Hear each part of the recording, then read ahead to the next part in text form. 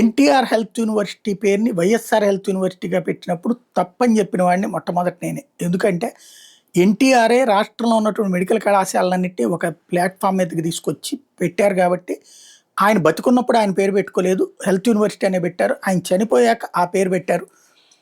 అది రాజశేఖర రెడ్డి హయాంలోనే ముందొచ్చింది ప్రపోజలు అన్నటువంటి విషయాన్ని కూడా గుర్తు చేశాను.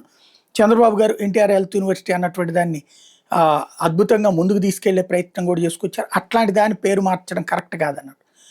అయితే వీళ్ళు జిల్లాకి ఎన్టీఆర్ పేరు పెట్టాం కాబట్టి ఇంకా అది అక్కర్లేదన్నటువంటి ప్రచారం చేశాను. నేను అప్పుడు కూడా చెప్పా, ఎన్టీఆర్ పుట్టినటువంటిది గుడివాడ దగ్గర ఉన్నటువంటి ఏరియానే మచిలీపట్నం నియోజకవర్గంలోకి వచ్చింది. మరి విజయవాడకి తీసుకొచ్చి ఎన్టీఆర్ జిల్లా పేరు పెట్టడం ఏంటి, అది కూడా తప్పే, రాంగ్ స్టెప్పే అన్నటువంటిది అప్పుడే మాట్లాడాను నేను. అయితే అది జరిగిపోయింది. కానీ ఆ పేరు మార్చి హెల్త్ యూనివర్సిటీకి ఆ పేరు పెట్టాలన్న రోజున అధికారులు ఎవరూ సహకరించలే, అందులో ఉద్యోగులు ఎవరూ సహకరించలే.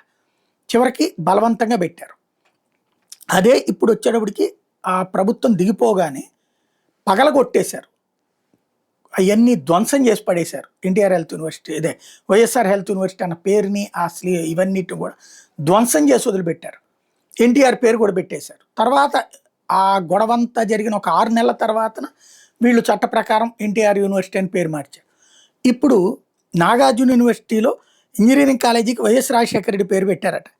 దాన్ని ఏదైతే తెలుగుదేశంకి సంబంధించినటువంటి స్టూడెంట్స్ ఫెడరేషన్ కంప్లైంట్ చేయడంతో 24 గంటల్లో తీసేశారట. ఇది అసలు విద్యాలయాల్లో ఈ రాజకీయ నాయకుల పేర్లు పెట్టకపోవడం కరెక్ట్, విద్యావేత్తల పేర్లు పెట్టడం కరెక్ట్. బట్ చట్టబద్ధంగా చేయాలి, దౌర్జన్యపూరితంగా చేయకూడదు. అది చూసుకోవాల్సింది.